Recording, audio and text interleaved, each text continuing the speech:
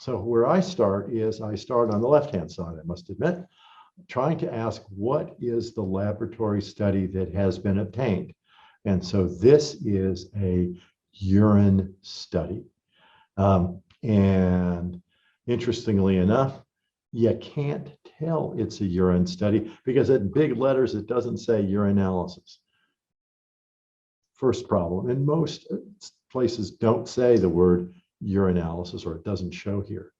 But you see the word specific gravity, pH, and then what you'd find on a dipstick that is automatically read by a machine reader.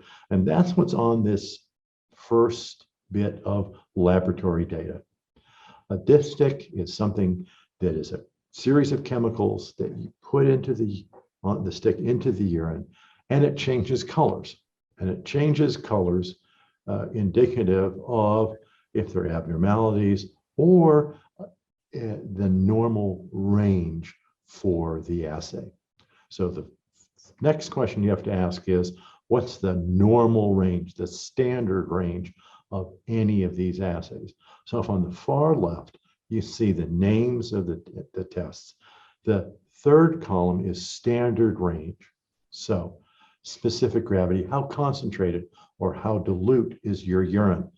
A value of 1.010 is the same as plasma. Nancy, you did a great job not drinking too much and not drinking overly, not drinking too little. So that's perfect. The pH of the urine is very much associated with what you ate. If you ate a lot of vegetables, you would have a higher pH. If you have a more acid-containing diet, you have a lower pH. This is just perfect. Your kidney is able to acidify its urine beautifully. You do not have any white blood cells in your urine, leukocyte esterase. You don't have a urinary tract problem. This is where you'd pick up a urinary tract infection the fastest if leukocyte esterase was positive. But you do have some protein in your urine. This is, again, just a dipstick. It doesn't quantitate how much protein you have in your urine. It's a test that's used for the general population. 2+ looks like it might be high, but a quantitation of protein in the urine is far more accurate. You don't have any sugar. There's no sign of diabetes.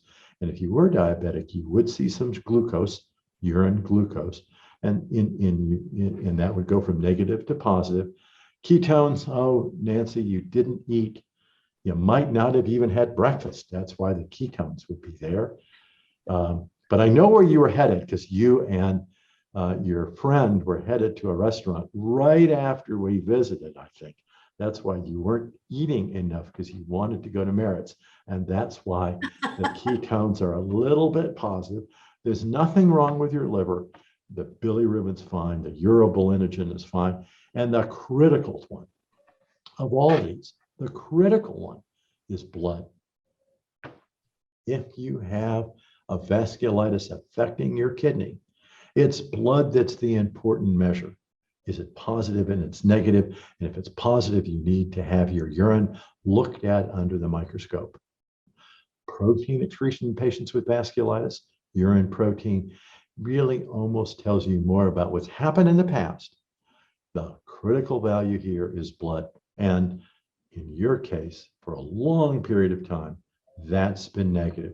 Great news. And I send people home with dipsticks. So you tell me if you find blood in the urine so that I can look at your urine under the microscope.